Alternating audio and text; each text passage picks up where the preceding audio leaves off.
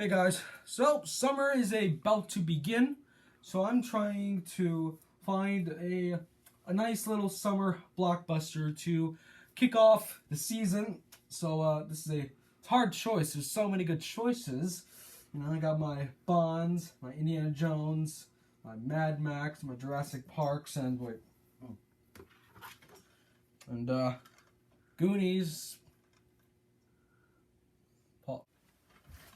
Oh, I've got a good movie to watch, Alex. Never heard of this movie before. What's Congo, from the best-selling novel by the author of Jurassic Park, starring Dylan Walsh, Laura Linney, Ernie Hudson, and Joe Dunn Baker. Well, this should be a fun popcorn flick. Thank you, Film Phantom. Now, please leave my house before I call the cops. Okay, as you wish, but this is not the last time you will encounter me, Alex. So I'm gonna do some digging into Congo. Mostly it's critics' reviews and some of the trailers. So I'm gonna look at its Rotten Tomatoes score and... woo boy! Mirrored in campy visual effects and charmless characters, Congo is a suspenseless adventure that portrays little curiosity about the scientific concepts and purpose to care about. Man, 22%? That's like lower than other book adaptations like Alex Rider Operation Stormbreaker and The Giver. Man, then this movie's got to be pretty bad. Alright, let's watch a better Michael Crichton adaptation, Jurassic Park. Wait a minute. Dang it, Film Phantom! Oh, guys. Yes, we're gonna watch today for a dumb summer blockbuster. I guess we're gonna be watching Congo. So looking back at the trailers and the teasers and some of the behind the scenes and the marketing, you could kind of tell they're trying to get a lot of people to see this movie because they're trying to, with all of them saying how it's based off of the book by the author of Jurassic Park, because everyone loves Jurassic Park, and so make people think this is a big deal. And well, yeah, Jurassic Park was a huge movie at the time. A lot of kids today like me should really know that how big Jurassic Park was as a movie. It was big as Infinity War and Endgame, But yeah, so it's just here's a teaser, not a trailer really. This was a teaser, and this is actually how they actually try to market it. Just look at it. From producer Kathleen Kennedy and director Frank Marshall. From screenwriters John Patrick Shanley and Michael Crichton, the best-selling author of Jurassic Park. In a high-security communications control room in Houston, Texas, a young scientist watches a video transmission coming from the African jungle, 10,000 miles away. What she sees is a mystery that will draw her deep into an unexplored wilderness and into a race against time, where man's missing link guards the key to the world's most advanced technology.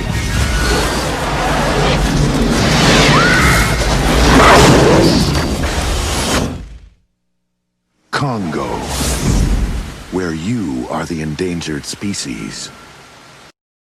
So yeah, they're trying to show, what Frank Marshall and Kathleen Kennedy, what they've done, and on how this is a book that it's adapted from the same author who wrote Jurassic Park. And also, isn't the narrator the stuff he was given, the stuff that he's written was a little too specific, It's in a high security lab in Houston, Texas, this a young scientist gets a distress signal from the African jungle. I must go there. I mean, that's the best idea for a teaser you can come up. And yeah, the other trailer for the main trailer, that it's pretty good. But yeah, so yeah, that's how they were marketing this film, how it was made by some people who have like worked on these other huge movies, and some people who have worked on Jurassic Park, like Stan Winston, because he did do the effects for this one, which we'll get to. But yeah, and also about that, here is a clip from the Cinemassacre rental reviews of Congo. Movie that everybody makes fun of, and Bruce Campbell gets asked about it a lot. Now, I didn't know at the time when I saw this in the theater, I didn't know that I didn't know who Bruce Campbell was till later. I didn't start watching the Evil Dead movies till later. But every time Bruce Campbell's asked about it, he has like an answer that he always gives, and it's so funny. So I'm basically going to give what his answer is. I'm going to give it a little more detail than usual, but I had to write it down here. But here's how it's going to work. All right, let's say you're the head of Paramount Pictures, and let's say that you're going to give the decision whether to greenlight this movie. So I'm going to tell you about like who all the people who are going to be attached to it, and you tell me yes or no. Okay. So this movie is directed. It's going to be directed and produced by the founders of Amblin Entertainment. It's going to be directed by Frank Marshall, the executive producer of the Indiana Jones trilogy and the Back to the Future trilogy. Produced by Kathleen Kennedy, the producer of E.T. and Jurassic Park. Based on a book by Michael Crichton, the best-selling author of Jurassic Park. Written by John Patrick Shanley, who won the Academy Award for Moonstruck. Edited by Ann V. Coates, the editor of Lawrence of Arabia. Cinematography by Alan Davia, who shot E.T. Music by Jerry Goldsmith, who did The Omen, Gremlins, Poltergeist, the Star Trek films, Rambo 1 through 3, won an Academy Award for The Omen, plus nominated for several others and many Grammys. Effects by Stan Winston, who made the dinosaurs in Jurassic Park, The Terminator, Predator, and Aliens. So you tell me, do you greenlight this movie, yes or no? Yes! Congratulations, you just made Congo. Awesome. Get Taco Bell on the phone. We're going to get product placement with it. Yeah. It is done by people like the founders of Amblin. So, like, it is not made by, like, these people who they don't know how to make blockbusters or anything, and they don't get Spielberg. These are people that have actually worked on movies by Steven Spielberg. They're just working on a movie without Spielberg's help. So, yeah, but yeah, I have brought up Frank Marshall and Kathleen Kennedy before, back when I did my worst movies of the decade, part 1 list, and when I got up to The Last Airbender and how they made it, and how they did they worked on the, Indiana Jones and the Back to the Future and the Bourne trilogy. So yeah, they're pretty big producers. I mean, if you want to get a huge senses of what they've done, like here's just a big sample of like the movies they've done. So yeah, Frank Marshall, he's more of a producer than a director. He's not really a director in my opinion, but he's definitely produced a lot of good movies. And Kathleen Kennedy, who is the president of Lucasfilm right now, and has been a lot of controversy over her because nobody likes the decisions that she's making. And yeah, I have some thoughts on what she's doing at Star Wars too. Alright, so as I've been building it up, you think that I might hate this movie or think it's bad. I don't. It's actually pretty good, and I don't think it's because of Frank Marshall and Kathleen Kennedy, even though it would have been better if Spielberg maybe did direct it. But I still liked it. It's fun. I think the acting from mostly Ernie Hudson and Tim Curry is good, and also Laura Linney is actually pretty decent in this film. I actually like the effects. They are mostly practical. I'll kind of get to that in a bit. So what's the plot? Is it about these killer apes? It does play out more like of this mystery. And, there's, like, these two subplots about, the CIA agent, Laura Linney's character, and has to, go into the Congo to find these diamonds, really, even though she's meant to believe that she's looking for Bruce Campbell, her, like, ex-fiance or fiance, or Joe Don Baker's, supposedly son, and, then Peter Walsh, who has a gorilla named Amy, and he has like an arm that translates Amy's sign language, because back then before there was like there you know, with the apes doing sign language, and which was also seen in Rampage with The Rock, which I guess turns out to be bogus this entire time. But yeah, and so then Tim Curry, who for some reason is not on the box for Congo for some weird reason, and so he assembles the trip to go to the Congo and bring Amy back and find Bruce Campbell, and on their way they come across Ernie Hudson. Me. Monroe Kelly. I'm your great white hunter for this trip, though I happen to be black. How bad is... If I'm gonna have some negatives about it, I kind of want to say that maybe the pacing's a little too fast, but I don't really know.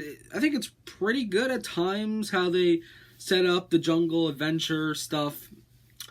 Alright, maybe I'll say this. Like, alright, so in this, they really do promote, like, oh, it's gonna be killer gorillas, and that, like, because that's what they mostly have it on, like, them at when they get to the city of Zin. But that's like the last almost, like, 30 minutes of the movie, and, like, the problem is like, when we first see one of these gorillas, it just looks like this. Help me! Help me! Richard! Let me go! Let me go! No! Richard! Oh my God, something!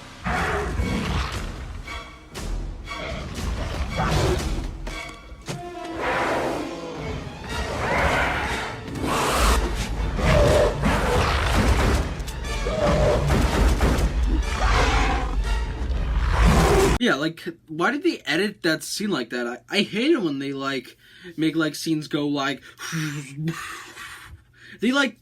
sometimes Peter Jackson did it, like... Peter Jackson, he did the same thing back in, like, when he did it in King Kong, and that was weird, too, like, with the native scenes. And, like, you know, it's fine when he did it in the beginning with Bruce Campbell, but that... Because, like, you know, you're trying to, like, build up the apes, but yeah, and then when you really do, like, see the apes fully, they actually look pretty cool. You know, they look like these undead zombies, like, because they're all gray and ugly. They're like, and, like, you know, the idea is that they've been there for a long time. Like, the apes are pretty cool, and if they ever did reboot it, it would actually look, pretty cool, like, because I think they would have more motion with CGI today. And I know, whatever you say about CGI, I actually think they would look cool, especially with the King Kong remake, with the new King Kong movies and the new Planet of the Apes movies. I actually think they could remake it, and the effects would look pretty good. But Aaron, and so I guess Dylan Walsh's character, Peter Elliott, and his, like, sidekick, I don't know, they were just, Peter just came off pretty bland to me, and his sidekick guy, his, like, assistant, he was just a little, like, annoying. But alright, I'm gonna get to some stuff I do like. So, you know, it's entertaining again. I do like Laura Linney's character, Tim Curry, Ernie Hudson. Sometimes I almost feel like I'm saying Eddie Murphy. Yes, Ernie Hudson I like. Even Joe Baker, he's kind of fun. And I actually do like the effects, but, like, I think a lot of people don't get is about, like, I don't think what they got about Jurassic Park to me is, like, how the effects were so groundbreaking on how, like, you know, it was, like, the first time they used CGI a lot, and there's very little CGI in this, which is not a bad thing. They only use CGI for, like, the lava, and I think when, like, there's, like, a plane crash that's sent by, like, another expedition by Joe Don Baker. I think that was CGI. But, and I like Amy. I think Amy's cute. Want to cash at the crucial moment. It's okay, Amy. Where? Ground. Where? Ground. It's fine. We're flying. We're going to the jungle. Amy, want. Green drop, drink. No. Amy, want. Green drop, drink. All right, all right. You'd swear they were married. The notion of the killer ape may be politically incorrect, but that's not to say it's untrue. I can't believe what I'm hearing. cliches usually contain some element of truth.